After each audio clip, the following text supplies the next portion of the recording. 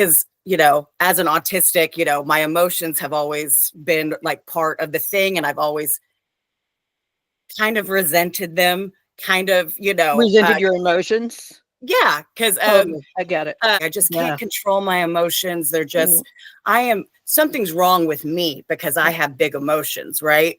Right. How many times have somebody told you this is inappropriate? Your reaction is inappropriate, because that's what I would get. Absolutely. All the time. From people who really love me. And really want the best for me. Yeah. People have a really hard time with my emotions. And me too, girl. And at that time, I wasn't diagnosed yet. Like I wasn't, so there was still a lot of that. Welcome to the second season of Empower Your Magical Self. I'm your host, Leah Wellborn, the Mystic Autistic. I created this podcast because I used to be very, very sad. In fact, for decades, I hated being alive. In 2020, I was touched by grace and I decided to live in joy no matter what that took. The result? I empowered my magical self. Along the way, I was diagnosed as autistic at the age of 48. I also became a Reiki healer and an ordained minister. My mission now is to continue to empower my magical self and to help you empower your magical self, whoever and wherever you may be. In each episode, I'll be talking with someone who has helped me empower my magical self. I'll ask them about the experiences in their lives that have shaped them, and I'll ask each guest to answer one question. What is magic? Join me for all 13 episodes of Empower Your Magical Self, Season 2. Coming up next, join me and my guest Kyla Price, StarLady Hedge, on Empower Your Magical Self. Hello and welcome to the 12th episode of the second season of Empower Your Magical Self. I'm your host, Leah Wellborn, the Mystic Autistic. Let's get right to it. Today is the penultimate episode of the second season, which means there's one more episode in the season. But this is the last interview of the season because the next episode, the final episode, will be a wrap-up and I'll look back at all the fantastic interviews I've done this season. Speaking of fantastic interviews, I'm just beside myself about this next guest. She's such a delight. I found her on TikTok. Where else? Her name is Kyla Price, but you might know her as StarLady Hedge. She is an astrologer, and she's funny, and she's vivacious, and she's very inviting and warm, and has a real focus on healing and on good for the peoples, and for empowering people, which is, of course, my thing. So I was drawn to her like a moth to her gorgeous astrological multicolored flame, and I'm so happy, so thrilled that she is here on my podcast with me today. We take a look at my astrological chart, my natal chart. She teaches me a lot because I really don't know that much about astrology. I know that I'm a triple fire. I know that I'm a Sagittarius sun. My birthday was yesterday, actually. I've turned 52. So I'm a Sagittarius sun, obviously, and an Aries moon and rising, which to me has been much more meaningful to know. And Kyla and I will talk about that in the show. And she teaches me about the houses on the wheel. It's a really valuable little lesson in Astrology 101. So I'd watch it for that, if nothing else. But I mean, you want to watch it because she's so cool. And, I'm there and I'm all right. Another funny thing during our interview, so we're talking about taking our own power back. And Kyla mentions it as how it's important in terms of sovereignty. And of course, my ears prick up because I say, I wrote a book that has the word sovereignty in it, in the title. And she didn't know I had written a book. So it really seemed like a moment of kismet. And you'll see it here in the episode. And it seems like we planned it. But I have to say, if we planned it, we would have been really good actresses because we both seem a little startled by it. We didn't plan it. And it was a very cool moment. And great moment to connect with Kyla and a great moment to connect over the book. She has since bought a few copies of my book for herself and for her friends. I think they might be working through it together in January. I'm not really sure. But regardless, I'm so grateful for that. And I'm going to tell you, it is really helpful. It's a helpful book, and it has 30 days of every single day you're doing something positive for yourself, not only to quit doing the habit. It can be any habit at all. It could be living in a scarcity mindset. It could be talking bad to yourself. It could be drinking every day. It could be watching too much news. It could be binge scrolling on social media. You know the drill. It could be anything that is keeping you from being truly happy. I encourage you, especially if you have what you might consider small habits, like talking bad to yourself. That's an underlying habit of your entire life, and this book will help you get over that. So Kyla and I talk about sovereignty and about habits in the episode, and we talk, of course, about magic. We're both autistic women. We both were outsiders as kids and still are to a degree. She's so brilliant. She knows so much about astrology. She has such a big heart and such a strong, brilliant mind. Just an absolute joy to talk to her. Please enjoy the show. And check out Kyla. Check out Kyla and all her different offerings of StarLady Hedge on TikTok, Instagram, Facebook, YouTube. And she's got a great program on Patreon. I signed up with her program since this interview. And she's just a delightful person. She's currently located in Tulsa, Oklahoma, but she may be moving my way to Colorado in the future. Who knows? Whatever happens, I certainly wish StarLady the Hedge the best, because she is an awesome, magical person. So here is my episode, my interview with Kyla Price, StarLady Hedge. I'll be back on the other side to talk about it. So here we are. Welcome, everybody, and welcome especially to my beautiful, wonderful guest, Kyla Price, StarLady Hedge, from the TikToks and the Instagrams, and I think the Facebooks even. You're everywhere, my friend. Yeah. I'm so excited. I'm a fangirl. That's basically what my podcast is I'm a fangirl, and I like to invite people here who have helped me in some way or another empower my magical self, because that's what I'm all about. I spent a really long time in the depths of despair. I was suicidal for 45 years and had a kind of an epiphany right around the time of COVID did, as a lot of us magical folk did. And really, although I had studied all of this stuff all my life, it remained up in my head. And something happened right around 2020 where it just dropped down. And it has been a really deep and juicy and heavy evolution in my life since then. So people like you come into my little sphere, and I latch on like a little star, and I follow you, and you bring magic into my life, and you help me empower myself. So I want to thank you for that and tell you that's why I'm a fan of you. And so I would tell people who don't know, Kyla's thing, as far as I know her for, is astrology. So what I would like to know is, how did you get into astrology? I've always been interested in the stars. Always was one of those kids that my mom had to pull back inside.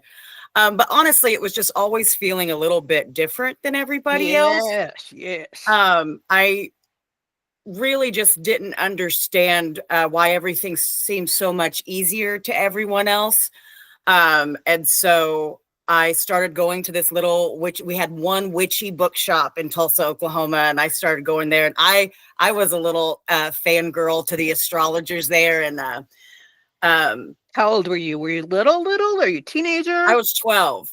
Okay, so you were pretty little. I was pretty little. Yeah. And I mean, at this time, like, my grandmother was very, she would be mad at me if I called her witch, but very folk magic. Like I knew a little bit of astrology, but I did not know real astrology. And I went in there and I was talking to someone else about a class.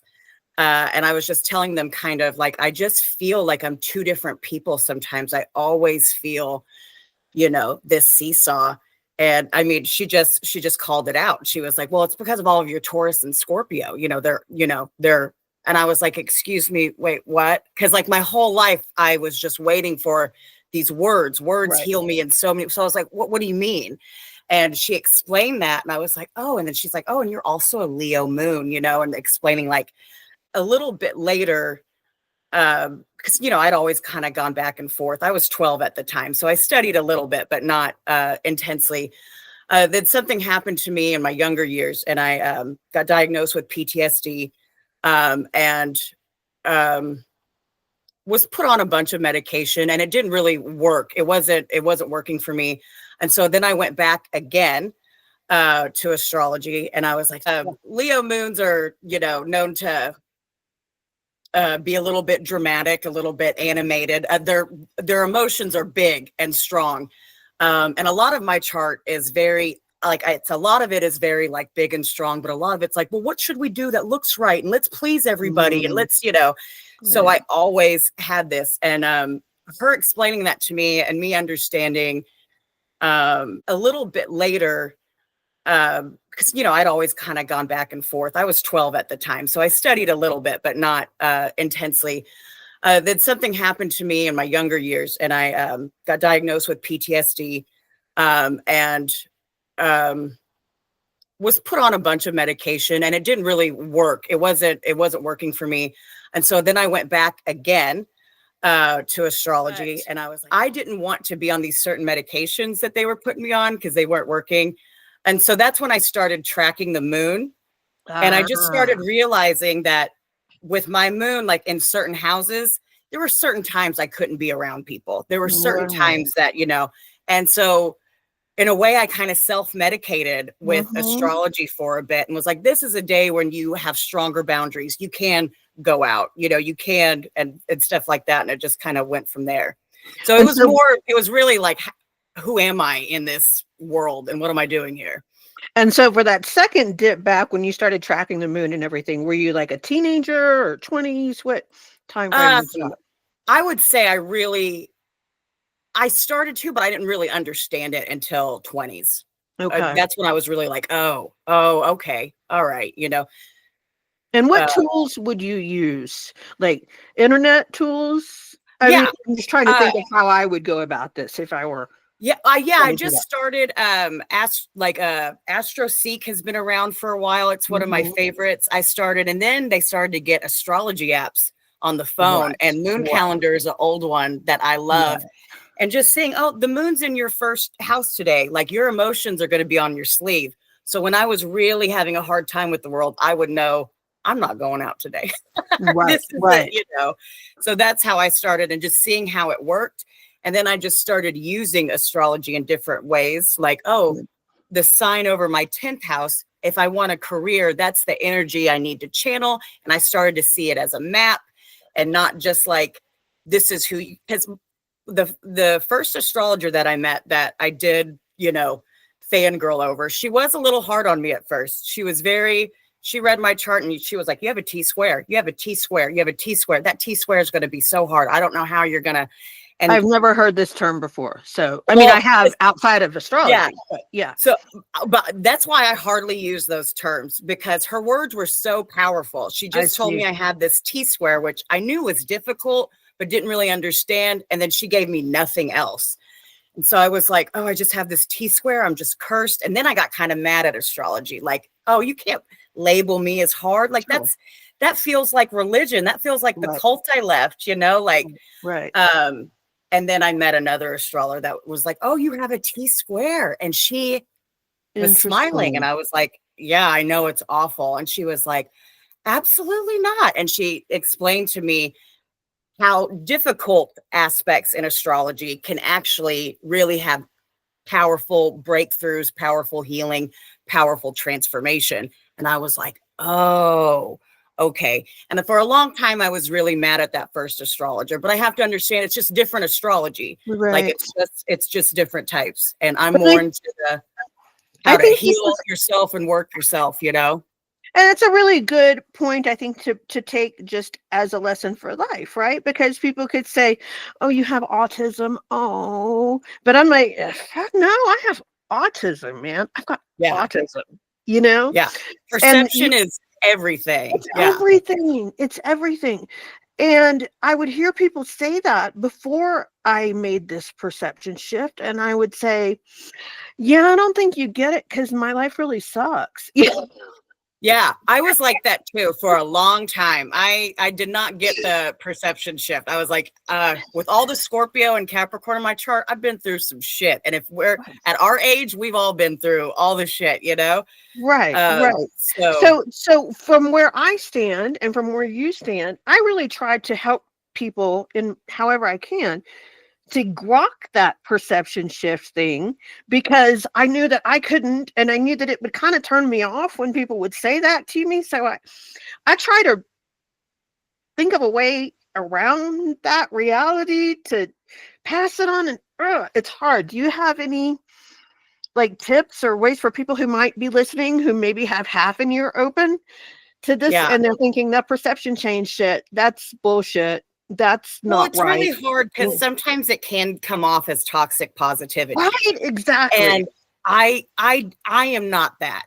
No, but neither I am look I. at it as more as like control. Like this is when you have the control. We might not have the control in all the different areas, but this is one place where I have control, and I can choose to look at this T square and be like, oh, God damn it, and then just hide for the rest of my life. Or I can be like, oh my gosh, this is a wonderful opportunity for me to to break out of my mask and be the true me, which is what I have done. And that was the other side of that T square. And I'm so grateful for that perception shift. But what if I had stayed there?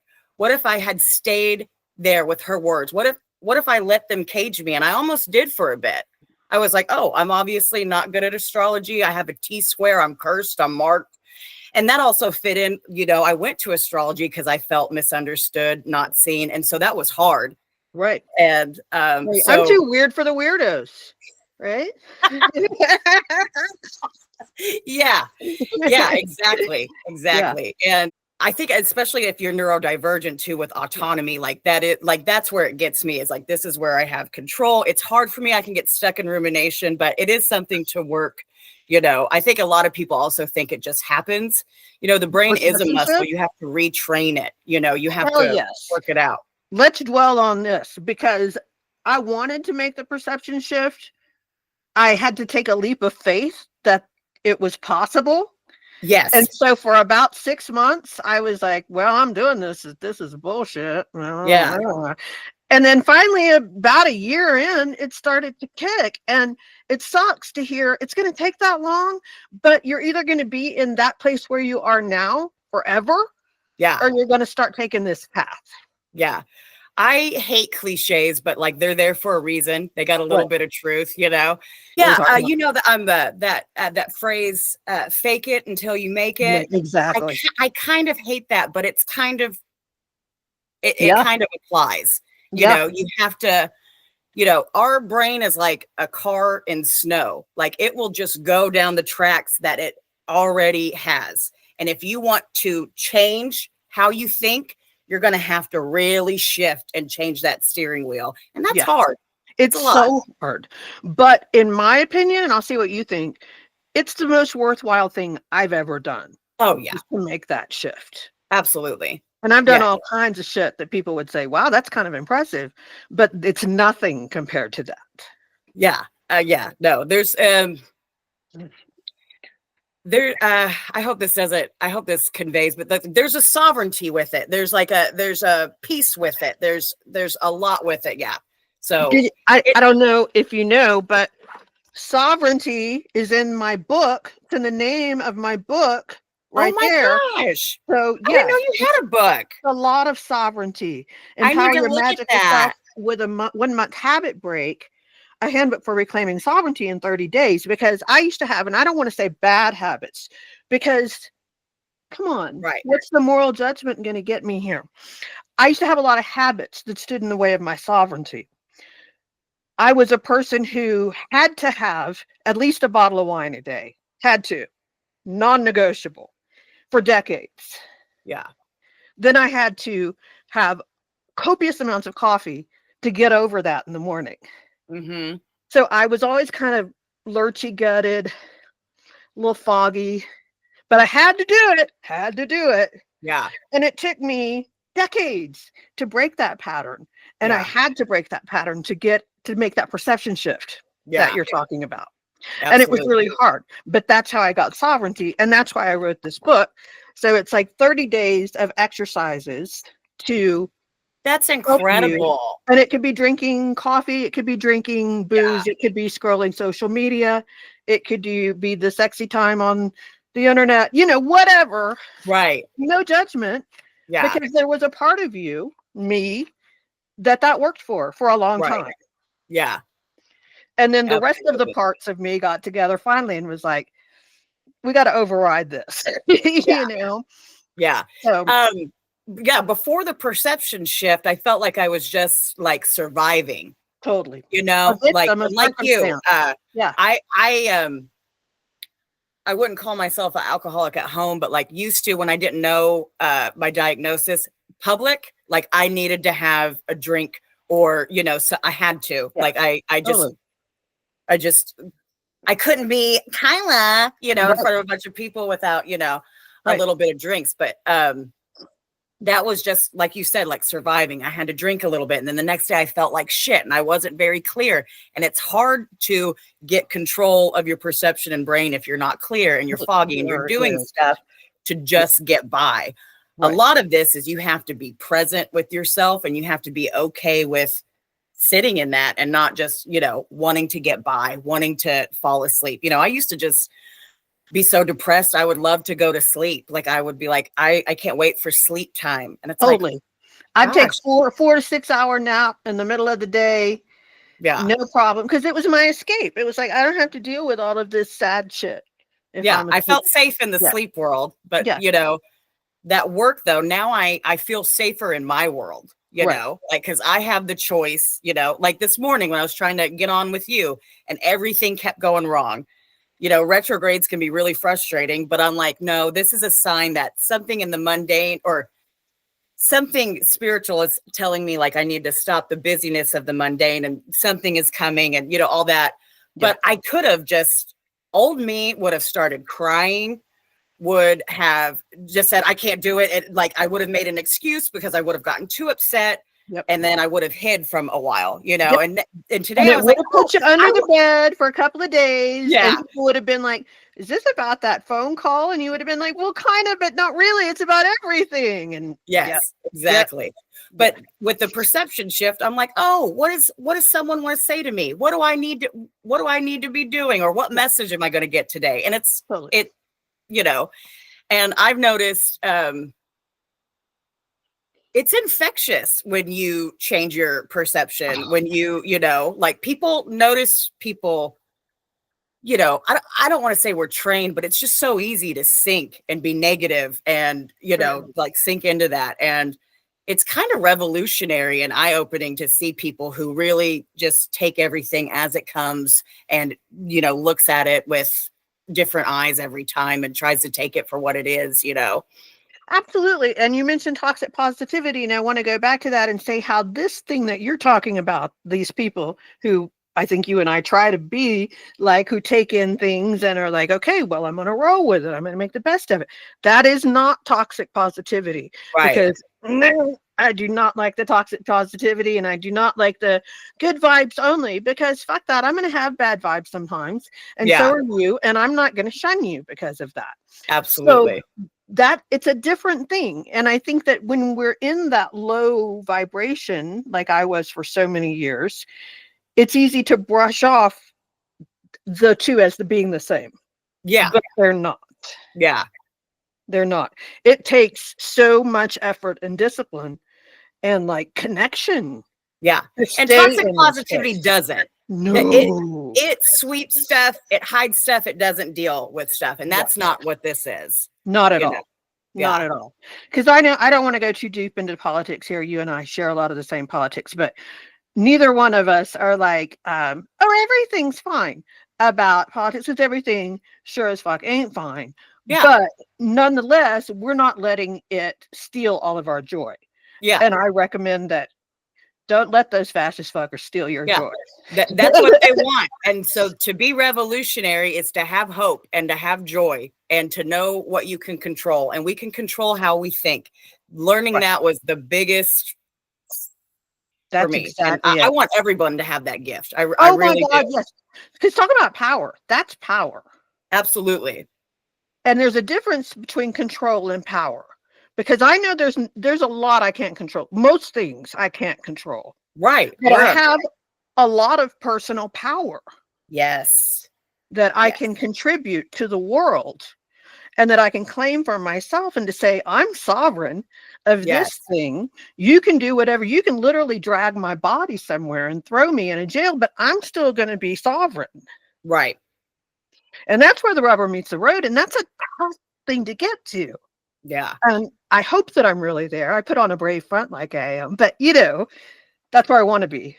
Yeah. I think you are. I hope so. But the thing is you always kind of have to, like, again, it's like fake it and you make it, fake it until you make it, kind of imposter syndrome. Sometimes we won't really know, but like the doctor who graduates with the white coat, from then on, they're called doctor. And That's they, right. And so you have to just, you do have to wear the role and be the role that you want to be. You just have to put it on. And so like, Yeah. Like I broke my leg in July, and that was the most challenging physical thing that has ever happened to me. And I had just been thinking prior to that, man, I'm kind of a high being. I'm just I'm really elevated here. So what happened was the universe broke my leg. I don't know if I mean that literally, but it Right. really went a long way to humbling me and to showing me how I reverted back for that first month after the injury to my ways. And it showed me, okay, a big push to your reality is going to put you back somewhere real quick. Yeah. So maybe you got a long way to go still. And I accepted that and I was grateful for it. Although it was hard, it sucked. How's your leg now? Gosh. Almost perfect. Okay. 5 broke months your ago. leg? Broke my tibial plateau. So it's the Oh. knee, but not the kneecap. So I fell on the ground from I was trying to hang something in a tree, a hummingbird feeder, and I fell and just like bam. So my upper bone just jammed into the lower bone such that it cracked. Wow.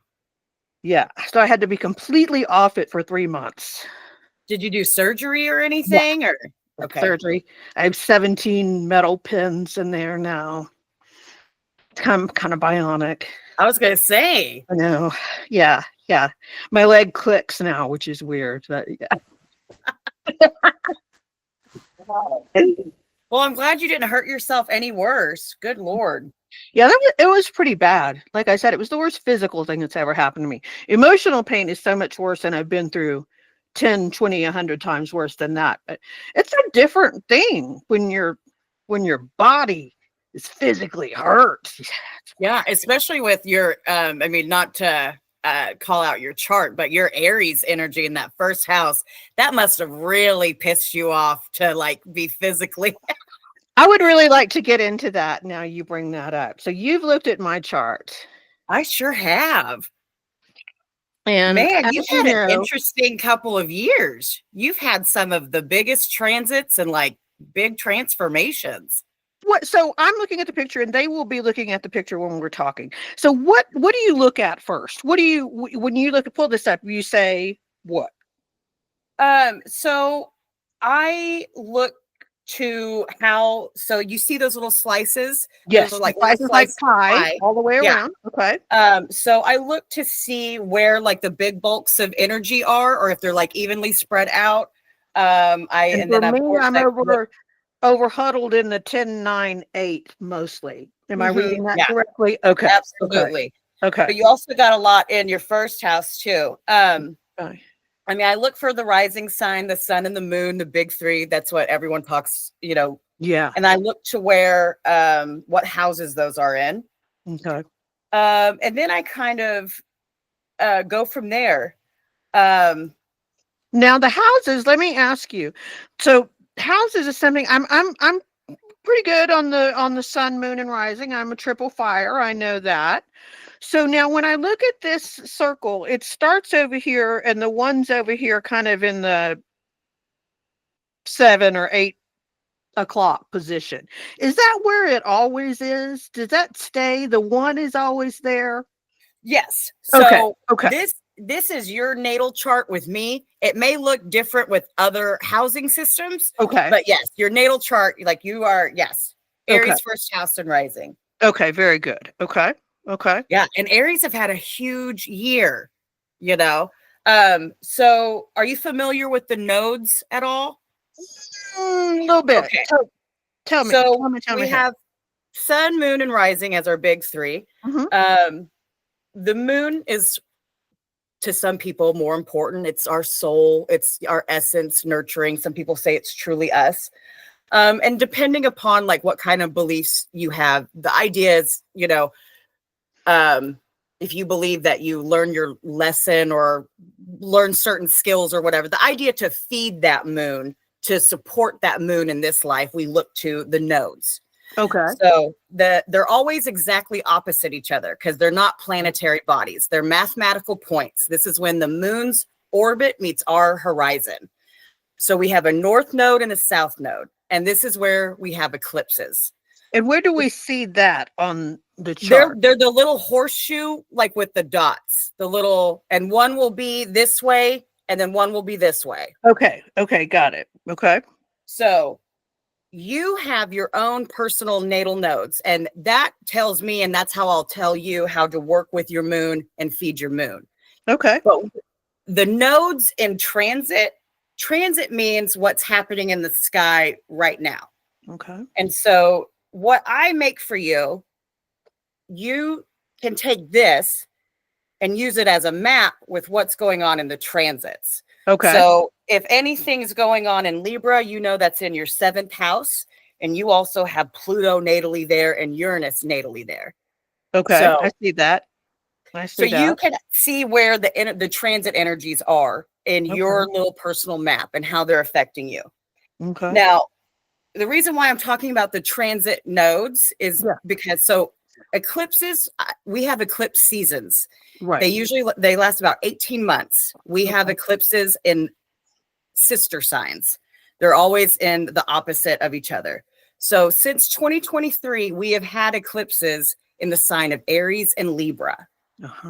Okay. So astrologers can disagree about what eclipses mean, but we all agree that they bring extreme transformation. Right. So for the past years, the focus of you has really been your 1st house and your 7th house.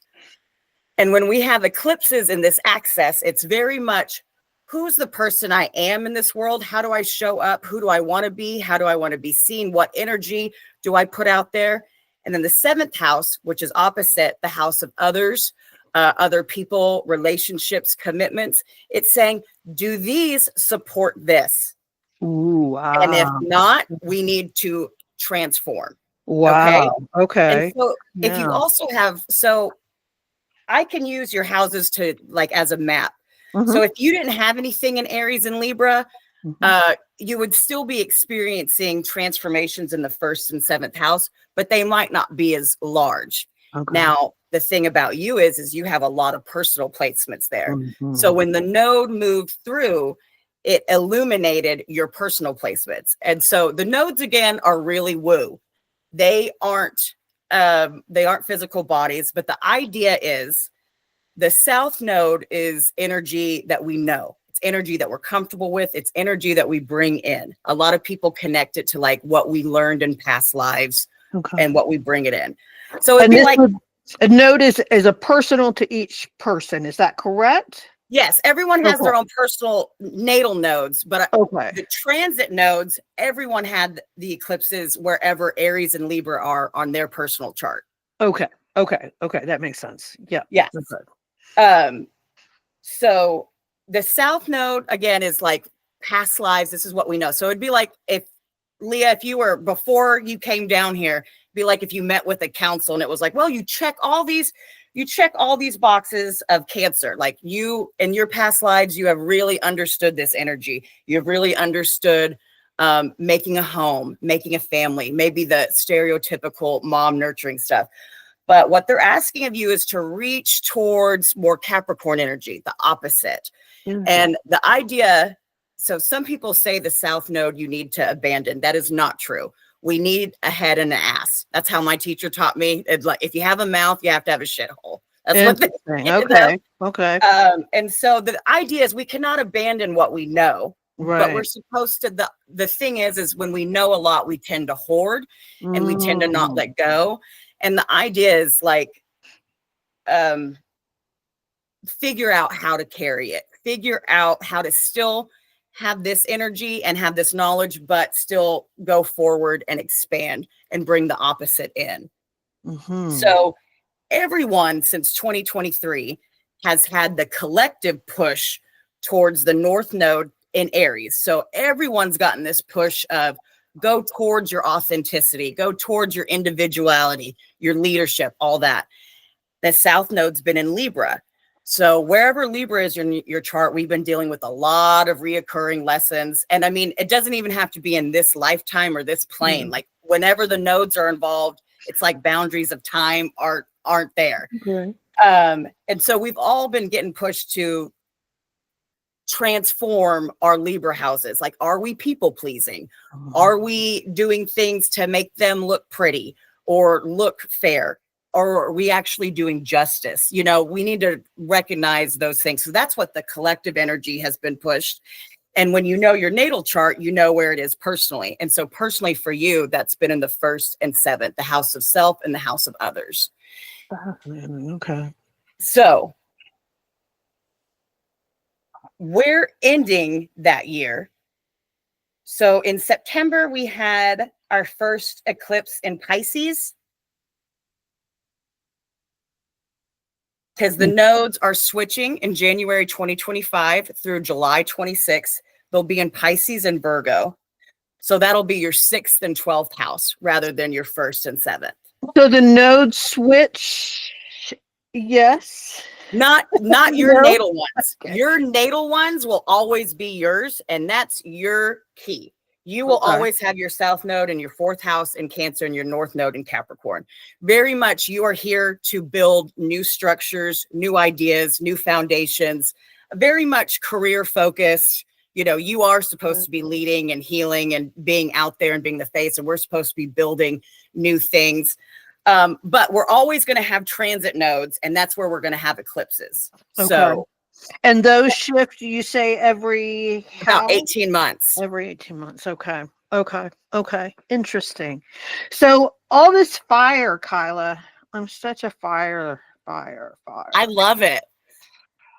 But it must be exhausting sometimes. It's so exhausting. And you know what, recently, because I listen to and follow Channy a lot, Channy Nicholas. Yeah. And she has me more tuned into my rising sign, which is Aries. And she tells her forecast according to your rising sign, which feels so much more correct just to me. That's how I read too. Yeah, Sagittarius just never felt like me. Philosophical, we pop astrology really kind of messed with what it is. So our type of this sun astrology is you aren't your sun sign. Like that's something you evolve to. Like how I learned it, your rising sign is the ladder to your sun sign. Oh, interesting. Okay. We really don't normally feel our sun sign until like it really depends on what house it is, but it's starting in your 30s. But especially yours, that it's right up there at the top, at the brightest spot. Is that 23 degree, a big circle with a little dot in the middle? Yes. Okay. So your sun is at the highest. It's also in the 9th house. So yeah, and that's also the house of wisdom and knowledge. So the suns in those houses really don't feel like that until quite a bit later. And that's, the rising sign is the 1st house is the house of the physical. That is the only house in astrology that only talks about you. All the other ones, it could be your family, it could be your coworkers, it could be your friends. could be your past life. Your first house is all about you. So is first house always rising? Is that the same thing? No, it's Rising not. is a point. Okay. So like in astrology, we have a lot of points. We have a lot of mathematical points. And the rising is in your first house, supposed to be. Yes. So then am I correct in thinking, or am I mistaken that, so whatever your rising, like my rising sign is Aries, so Aries is in my first house. If someone's rising sign is Gemini, Gemini will be in their first house. That's Absolutely. Yes. got it. Okay. Okay. Was this easy for you when you were learning? I know you were a lot younger, but No. it's very mind-boggling to me. Yeah. When I try to, That's why, yeah. like, I had been studying it for so long, but I didn't feel like I honestly didn't even feel like I could start doing it professionally until my friend kicked me in 2020 and said, the world needs this. Like, you can, 2020, that was our yeah, year, huh, Kyla? That was when we absolutely. Yeah. yeah. Came out of all the things. So, but I was only showed certain types of astrology. And then when I got older, I saw different ones and different housing systems. And while I don't think any of them are more correct or whatever, it depends on what you're working with. Yeah.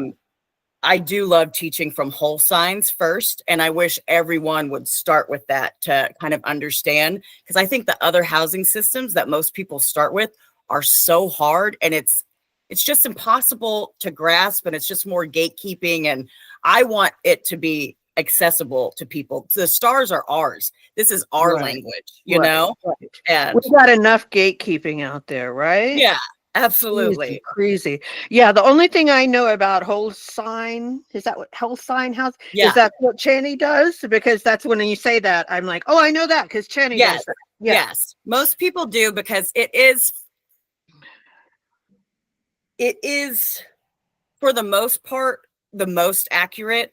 Like, Okay. Placidius is the housing system that most people are familiar with, because that's like the default when you go to those free sites. Okay. But it's like the hardest. Is that It right? is so hard to understand. And I think that's on purpose.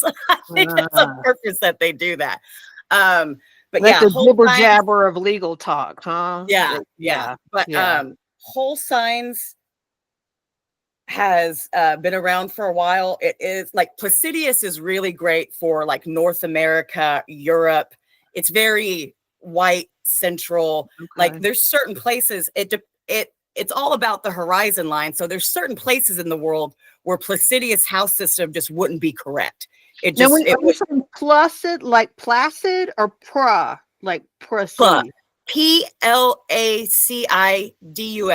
Okay, I'd never heard that word before, so I had to figure out what you're saying. That's another thing, is they don't really say, oh, this is Placidius house systems. Right. You know, like a lot of astrologers, you know, when they start out, don't even realize how many housing systems there are. I mean, there's so many. Yeah. But whole science has been around for a while. When you And say a while, is that like 40 years or 1,000 years? like Hellenistic Greek mythology. Very like, good. So way like before that time. 1,000 years. Okay. Okay. And I think she kind of agrees. I can't speak for her, but how I feel is like, this is, especially for energy workers, especially for sensitives, people that feel, whole signs is amazing. Like, I think, you know, I know when Mars moves into my fourth house, like, I can feel it. And a lot of people, you guys always feel the shifts. Everybody always feels the transitions all the time. Energy workers and sensitives and stuff, this is really the great housing system to work for them. Cool. Good. But if you wanted to look up something really specific and wanted to predict something, you know, I might not use this. It would depend. Interesting. It's like, well, it is. It's a foreign language to me. It's like, And when it's a language. Nodes, it's like, well, I don't know how to decline the verbs, but I know what the infinitive form is. That's what I compare it so much to dictation. Like, did you ever do that in school? Like the separating of the, you know, and that's like verb declension and yeah. That's how I read the chart. Like, I have one thing and then I break it and I break it and I break it, you know, and it is definitely a language. Yeah. And it's languages are hard. Language is hard for me. Yeah, I and have, if you I don't have use such them a, every day, like yeah. you have to use them. Like I have a if very you deep don't, appreciation for other cultures, but when I tried to study languages in college, I was just like, I can read it, but I can't hear it and I can't speak it, you know. me too. So- I grew up with deaf parents, so phonetically I Oh, have issues, and I can yeah. read a lot of languages, but I'm horrible at pronunciation. So you grew up in Oklahoma. Yes. I grew up in Texas. I grew up in Howe, Texas, which is not too far from Sherman. It's not too far from Sherman, Texas, which is not too far from Oklahoma. Yeah, I don't know if you're familiar with. I am. How Yeah. long were you there? I was born in Austin. My father was a mentally ill asshole who moved the family whenever he would get angry. So moved quite a lot when I was little, and then ended up in Howe and Sherman. Was there until I got into the high school for the performing arts in Dallas and moved there, went there, freaked out, quit high school, moved to California, came back and went to University of Texas in Austin, and then back to California, and now in Colorado. So Where were you in California? first in San Jose and then in Los Angeles. I went to Los Angeles. college in Claremont for a bit. That's nice, like Pomona area. I Is went to that right? Scripps. Nice. Yeah, I like that area. Yeah, I did. I California's went there for as hard. long as the scholarship let me, and then I had to come home. California is a difficult place to live. Oh yeah, yeah, Yeah. I yeah, moved here in 2010 from Los Angeles, and it's just so much easier to live. yeah. Do Yeah. you like it? Like it. I have a past of being a person who always I outsourced my happiness. So I had it in my head that there would be a place that I would land and I would be like, oh, this is it. I love it here. People love me. But obviously that's not a thing. It's, you are who you are, Yeah, wherever you are. Right. And so, yeah, I've been here since almost 15 years and it's fine. It's fine. It's fine. I'm not a person who generally has a lot of friends, and that kind of makes me sad, but yeah, I don't I don't do that well, so I always yeah. think I'm going to go somewhere and I'm going to have this big friend group, but I mean that's a me thing, that's not a location thing. So Right, right. yeah, but it's fine. Yeah. Well, yeah. I know. I've always kind of prided myself in coming back in Oklahoma and being like the blue dot and being the safe place, because Tulsa is pretty blue. Is Like it? it's pretty blue. Do you live in Tulsa? Yeah. Hmm. So I was proud of that for a while, but I really just have a son now and want to be safe and want to pour into me a little bit. And Yeah. But Kyla, I want to ask you, like I ask all my guests, what is magic? what is magic? I have like feelings in an image, but it's not like one word. But the tarot card, the magician, Yeah. he has all the elements, but they're all just there unless he uses them, and that's very much like how I teach everyone is divine, everyone has their light, everyone has their powers, and I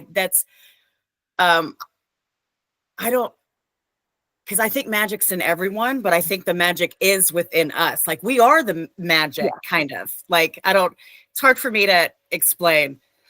I think that you touched on something very important because it's a common theme. I ask all my guests, let's see, I did 12 guests last season. You're my 11th guest this season. So we're up in the 20s, lots of magical people.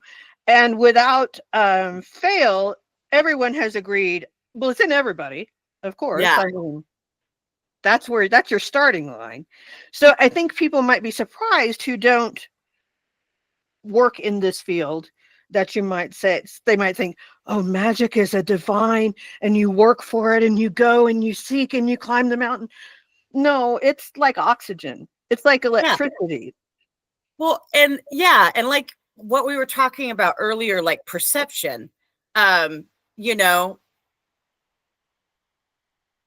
I think everything I do is magic, and I don't mean that in an elitist way, but like that's my Yeah. perception. Like Right. if I'm pouring my cup of coffee, listen, I'm not always great at it, but I try to pour with intention. I try to do everything. I mean, even, going to the bath, you can make Absolutely. anything magical, anything that you put your little spirit or soul into. And yeah, I think the problem is like there is this disconnect. Like it's over here, it's this big magic, it's this Tinkerbell, and it's like, no, it's whatever's right there. Not to be cheesy, but it's like, it's faith, it's belief, it's perception. It is how you, I don't want to say how you take control, but how you can shift and Oh, transmute. you use And your power because yeah, you have that power, and that power is magic, right? absolutely. Yeah. Yeah. Yeah. I mean, how magical is it that a person can be alive and then all of a sudden it looks tragic to us, but they're dead and their body no longer has that spark. That spark is gone. Yeah. That's And magic. if you work with the dead people, like I've gone and sat with people, you when their soul is gone. Like, Right. it's just something you can't explain. And I just want everyone to know it's not over here. It's Right. not this big elusive thing. And there's nothing wrong with making everything magic. There's nothing wrong with like it's your life. Fucking do what you want with it, Right. Right. Because that conception, that perception of magic as being out there, that is such a capitalist thing. That is like you gotta earn that magic. You don't have to earn that magic, baby. That magic is you. Well, yeah, because I remember when I was that witchy store that I told you about, like I was a follower there. Like, I was obsessed with them. And of course they were a little business. So, they were selling me stuff. They were selling me books and crystals and this tool and that tool. And I don't think they were intentionally doing it, but they had a couple of teachers there, and it was kind of propped up like, this is what magic looks like. Right. And this is like what you can buy. And I remember once I really found astrology and really understood that magic is within everybody. It just has like a different signature. Like everybody has psychic abilities. Everybody has the ability to connect in different planes and all that. It's just like any other muscle, though. You have to work it. You have to work through it and all that. And that was the big thing to me. I was like, I want everyone to know. Right. Because they finally let me start working there. And I was always like, I'm not magic. I'm not magic, even though I grew up with my grandmother thinking everything was magic and all that stuff.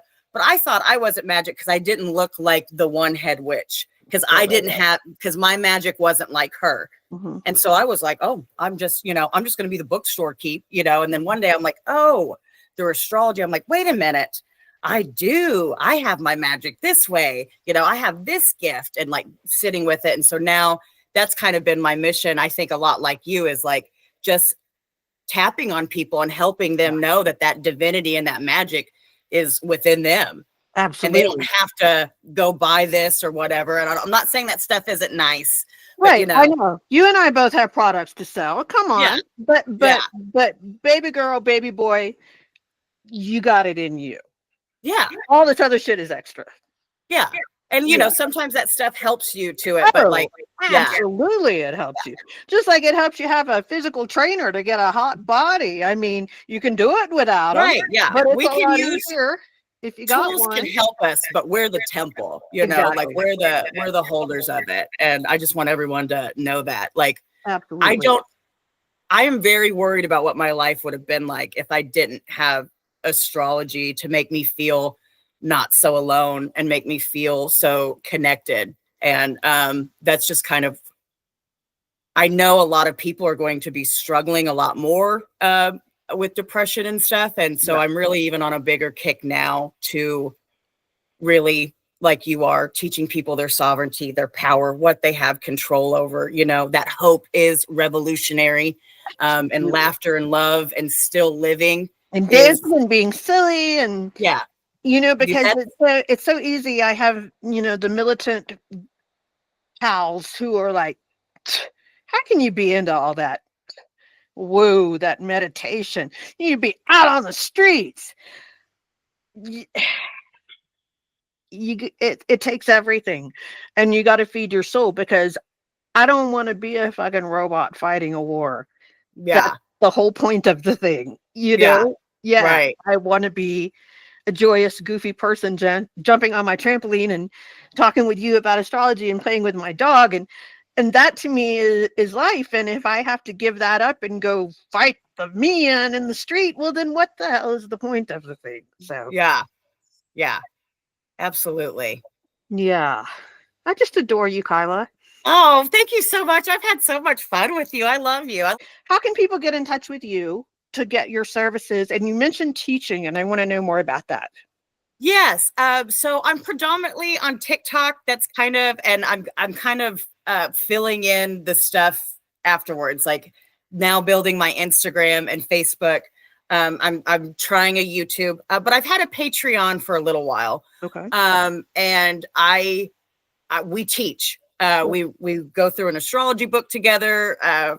There's different levels, but the mentee group, like, we all have each other's charts. Once a week, if they have questions, we look at it, we talk about it. Because again, astrology is a language. Yeah. And me as a signer, I understand that completely. And so I want to set up communities where they start talking about it. And I make them, I'm sounding me, but I pull out of them, because, you look at a chart and it's overwhelming. I carry my chart around. I don't know what it means. Look at this. Tell me what it means. I calm them down. I'm like, tell me where the moon is, though. I know you can find the moon. I know you know what the moon looks like. And then I build them up, and we all talk about that, and we create this language, and and it gets into their brain. Okay, the moon is in Sagittarius. What house is it in for you? What does that mean? Tell me. And we have a really nice little community, and I love it. So that's on Patreon. That's where they can find you there. And how? So they go to Patreon, and how do they find you once they're on Patreon? I'm StarLady Hedge, just like I am on TikTok, Facebook, and Instagram. And Kyla at StarLadyHedge.com is my email too. Okay. So StarLady. Yeah. And you can also join my Patreon for free. Like that, we don't go in depth all the time, but you get to hear all my talks, all my sermons, and all sermons. Good Lord. That's not what I meant. But hey, I'm a reverend. I got my reverendication. I'm reverended. So well, me too. Awesome. So yeah, your sermons. Yeah. I do Reiki hand fastings. Oh, I'm a Reiki healer. So yeah, and that's amazing. I was wondering what physical healing you did. I'm a Reiki healer. That's amazing. But I write mainly. I have a master's degree in writing. I've always been a writer. Because I love your chart, because you're kind of like me too with the two, like very intuitive, very physically, like hands-on type of magic, but also like all that ninth house Sagittarius. You are a wealth of knowledge, and like we'll all be blessed with you sharing your knowledge with us and building structures for us and all that stuff. So I love that. Well, I just am enamored with you, my dear. I've gone from fangirl to like hopeful sister friend. So yes, I would love that. I'm going to move soon. I can't, like, we're becoming fascism Oklahoma real quick here. I know. Like, and Oklahoma is falling in line. They've told us that they will do whatever Trump says. So I'm planning. But we're not going to let them steal our joy. No. Yeah. And honestly, like, that's what they want, that's what they want. Right. And I have sworn that I am still going to show up wherever I can show up. If TikTok gets taken down, I'm still going to show up, still going to have my face. I'm still going to smile. I'm still going to, and I'm still going to tell my truth no matter what it is. You and me both, and I'm going to hold space for the young ones and the old ones too, who have for whatever reason, had the haven't found their power. Well, I'm going to be here holding space for you until you do. So yeah. And then- I'm really hoping they do. But we've got some big changes coming in. Mhm. We've got some, so I'm hopeful.